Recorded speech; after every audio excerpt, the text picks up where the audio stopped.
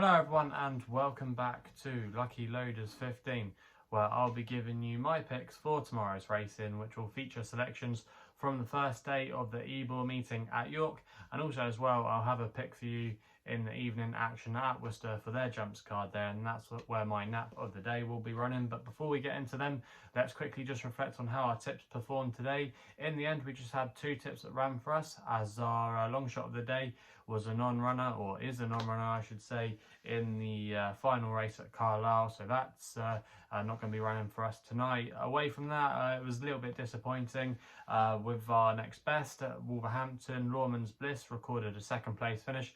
Did nothing wrong, Oisin gave him a good ride from the front, but in the end just set it up for Blazon, the eventual winner, who just probably had a little bit more stamina than he did over the trip, because Lawman's Bliss, he set it up for him, like I say, but he was going quite a slow pace, he was setting slow fractionals up in front and getting all the others at work, and yeah, he kicked on and it looked like he might just have the race in the bag. I don't think he kicked too early. I think he had to kick when he did, but Blazon, who was well treated, is a bit of a specialist at these low-grade marathon affairs, got a good record on the all-weather, was just able to pick him off in the closing stages, so that was frustrating. The nap of the day, Zahair, was actually really weak in the betting today. I was really surprised. I think he was maybe a little bit unlucky in the fact that he didn't get the race run to suit. There was a lot of pace on in the end and he just wasn't able to get into it. Jim Crowley was asking for an effort early on and he did respond to pressure, but he was against the inside.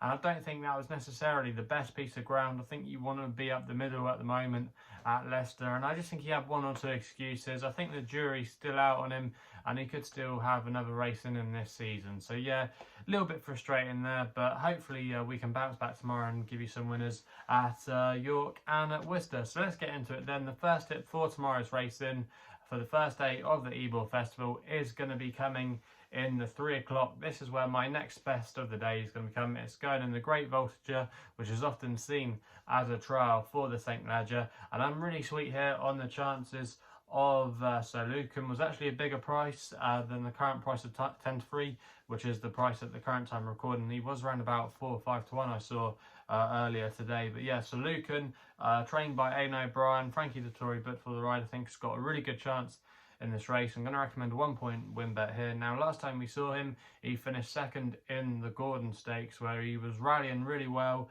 and staying on very strongly at the end. But I don't think necessarily he was given the best ride that day by Frankie. He was out the back and he just had too much to do. He always was catching the eye. If you go back and watch the race replay, he's travelling really sweetly as they come down into the home straight. It looks like he might be able to go up and pick up the eventual winner, but he just got going a little bit too late. But to me, he does look an ideal St. Leger candidate, and I think he could get this race run to suit. You're going to have the Mediterranean in here that will be Ballydoyle pacemaker, so they're going to go a good gallop, and I think it could set up for Sir Lucan, who's got some good form in the bag. He beat Wordsworth back earlier this season, and Wordsworth has been a stalwart in some of these races, has been a good form line, has run some perfectly respectable races, and he was able to get the better of him early on, and I think there could be a lot more to come from Sir Lucan. He's a relation, a full brother to Sir Dragonet, who wasn't the most straightforward of horses, but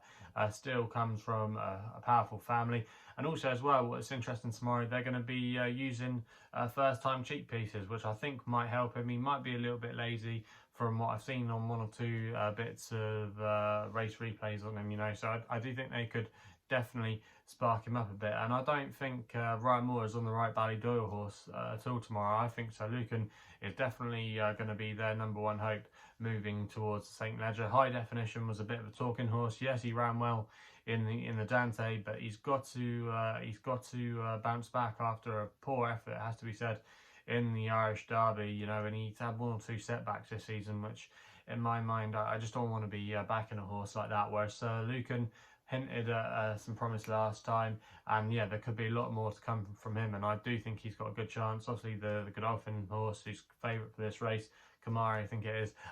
Yeah, it's the obvious danger, but I just think Sir Lucan there, he looks tailor-made for the Ledger, and I think the race could be run to suit here tomorrow, and I think he's got a very strong chance. So yeah, he's going to be my next best of the day, and fingers crossed we can get off to a winning start. We then stay at York for the 3:35 with my long shot of the day. Now I'm taking a left field selection here with my long shot in the feature Juddmonte International Group 1. I'm going to be going with Juan Elcano for Andrea Zany and Kevin Ryan. Now, at the current time recording, you can get this horse at 33-1, and Betfair actually offering an extra place in this race. It's not one of those additional places where you get less odds. It's actually a full price of 33-1.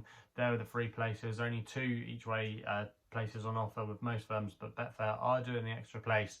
And I do think that this horse has got a really good chance of running a big race tomorrow at its current price of 33-1. Now, I think a lot of the horses at the top of the market have got some question marks to answer. I'm not sure about Mishriff over this trip. He's had a couple of hard races now in the Eclipse, and also as well last time out in the King George, where that was one of the races of the season. You know, I just wonder if that maybe left a little bit of a mark on him. Love as well, she's going to have to come back from a difficult race, and she's proven now that she isn't quite top draw against some of the real Group 1 stalwarts, you know, at the top level. So I do think she has 1 or 2 question marks to overcome. Love, obviously she's likely to be there again and run a race, but yeah, against the boys now, she might just have her work cut out. The 3-year-old's alcohol free. She needs to prove her stamina at this trip. I think she's more effective as a mile personally, so I'm not sure if she'll get the extra trip. You got Alan Carr, not sure this will be his trip. I'm just not sure about him. Then you got Murphy as well, which Juan Elcano beat last time at York. He's a quirky kind of horse. I think he's probably best suited by a mile, and I can't work out really why he's such a short price. Now, Juan Elcano is going to have to give weight away, but I think this has probably been his big target all season long, his big one for the year. He's got a good record at the track. He finished second when last seen in that Group 2 behind Bangkok. Yes, it was a bit of a messy race that day, but I still think he ran respectably well, and it just didn't go to plan. But I think this race can suit him tomorrow. There could be a little bit of pace on as well, which wouldn't be no bad thing. He's always been a versatile horse when it comes to ground, probably ideally best on good ground, maybe a little bit faster than ideal, but he has one on heavy early in his career. And yes, I know he's got to give weight away, and he does have to find a lot in the ratings, but I just think that he's improved this year. He was a good winner as well at Royal Ascot. Kevin Ryan's team are in really good form. They've had a good day today. Before today, they were operating, so I think it was like a 28% strike rate. So the yard are going well. Horse runs well at this course. It's in the form of his life this year. And yeah, I do think he can definitely outrun his price tag. And at 33-1 with question marks over the others, I think he's going to run a consistent race. And I think he's likely to be on the premises. So that's why he's going to be my long shot of the day. We then again stay at York for an extra tip, which runs in the 4:10. It's the marathon handicap over 2 miles. I'm going to take a chance here on Scaramanga for Sylvester de Souza and Paul Nicholls. Now this one is being backed at the current time recording. You get this horse at 6-1 with SkyBet, who are offering 6 places on this race. As my extra tip of the day, I'm going to recommend a 0.5 each way selection here. Now this horse, Scaramanga, ran a really good race last time we saw him when he won at Newbury. That was quite a warm handicap, that race, and it's actually worked out quite well. The second place horse, Rodrigo Diaz from David Simcock's yard, ran a good race in the Geoffrey Freer Stakes at Newbury at the weekend behind Hookham. That form has been boosted, and there was only £4 between them that day. So obviously I think this horse, even though Scaramanga's been raised £7 to a mark of 93, there could still be a bit of work to come there with his mark. And also as well, with Hold, ran a really good race, who finished in 3rd in that race at Newbury. Next time out at Glorious Goodwood in the 2.5 mile spectacle there, where he finished in 2nd place. So there is some good substance to that form. He's still relatively low mileage on the flat. He goes on good ground. Ground shouldn't be a problem. I think he'll be up there under a good ride from Sylvester. You know, Sylvester, I think, is best normally when he goes to the front. So I think there's a lot of things in the favour of Mr. Scaramanga tomorrow. I think he's a good each way bet there. So yeah, he's going to be my extra tip of the day in this. We then have another extra tip of the day, I should say, in the Nursery to close out the card. It's in the 5:20 at York, Aristobulus for Luke Morris and James Ferguson, a yard that are going well. They've done quite well with their 2-year-olds. Obviously this one for him at Nottingham, but I'll make my case in a minute. And also as well, he had a nice winner today at Wolverhampton. So the yard are coming into a bit of form. But yeah, going back to Aristobulus, yeah, he was a good winner last time out at Nottingham, where he got the job really well done, I thought, in the closing stages. I think 6 furlongs is tailor-made for him. He's a horse that likes to be handy. The conditions should suit, and he's really well treated off the weights. He does have to carry a £6 penalty, but he's receiving so much weight from plenty of others, and he's got some fancy entries as well, including in the red car, a 2-year-old race, which is always one of the big races for juveniles every year. So he's got some good entries. He did it well last time out. I just think there's a lot to like about this horse. Drawn in stall 10 as well, right in the middle of the track. I think there's a lot to like about his chances. And yeah, for me, Aristobulus, he's 15-2 with SkyBet at the moment, who are offering 6 places on this race.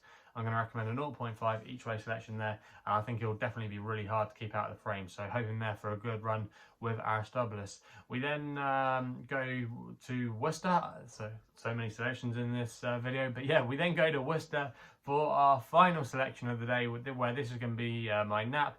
In the 7:30, it's a mare's maiden hurdle, and I thought Mulberry Hill for Paddy Brennan and Fergal O'Brien should take all the beating here. At the current time recording, this horse was available to back at 13-8, and I'm going to recommend a 1-point win bet here. And last time we saw this horse, she made her debut under rules when she was running over 2 miles at Worcester. She flew home that day, but she conceded first run to the eventual winner, Heartbreaker from Michael Bell's yard. And if you've been watching the racing today, Heartbreaker went and broke her maiden tag on the flat, where she absolutely bolted up. I'm not sure what she beat, but she did beat a previous winner, and she has to give them all a lot of weight, and she did it very stylishly, and she could have a nice future on the flat. So I think you can upgrade that performance. Also as well, Mulberry Hill tomorrow is going to be stepping up in trip to 2.5 miles, which I think will suit. This horse has come from the point-to-point scene, so you like to think ideally she probably wants a bit more of a stamina test, and the 2 miles was probably a little bit sharp for her that day. So stepping up in trip, I think, would suit as well. I think she's got really strong claims. Fergal O'Brien's team going great guns at the moment, operating at 50% strike rate. 4 winners from their last 8 runners, going very well. Just a lot to like and a lot of ticks in the boxes for Mulberry Hill, and I think personally should be an even money shot. So I do think there is a little bit of value there to be had, even though she is at the top of the market there at 13-8. So yeah, that's going to be my nap for tomorrow's racing. So they're the 5 tips for tomorrow's racing. 4 from York, 1 from Worcester. Let me know what you're going to be backing on the first day of the Ebor, and also as well elsewhere if you have any other fancies. Also as well, if you're still enjoying these videos, remember to hit that subscribe button and hit the thumbs up button as well. Really appreciate all your support. If you want to follow me on Twitter, that's the best place to do so, on social media, where my handle is @LuckyLoader15. And also as well, if you want to find out a little bit more about myself, my website is www.chrisloaderracing.co.uk. So please gamble responsibly. Hopefully we can have some winners for you tomorrow, and we'll be seeing you soon.